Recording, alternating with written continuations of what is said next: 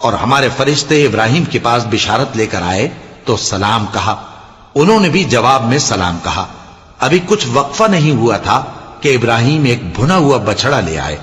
پھر جب دیکھا کہ ان کے ہاتھ کھانے کی طرف نہیں بڑھتے، یعنی وہ کھانا نہیں کھاتے، تو ان کو اجنبی سمجھ کر دل میں خوف کیا۔ فرشتوں نے کہا کہ خوف نہ کیجئے، ہم قوم لوط کی طرف ان کے ہلاک کرنے کو بھیجے گئے ہیں۔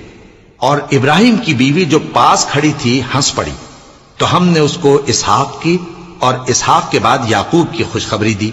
اس نے کہا، اے میرے بچہ ہوگا، میں تو بڑھیا ہوں اور یہ میرے میاں بھی بوڑھے ہیں، یہ تو بڑی عجیب بات ہے۔ انہوں نے کہا، کیا تم اللہ کی قدرت سے تعجب کرتی ہو؟ اے اہل بیت، تم پر اللہ کی رحمت اور اس کی برکتیں ہیں، وہ لائق تعریف ہے، بڑا ہے۔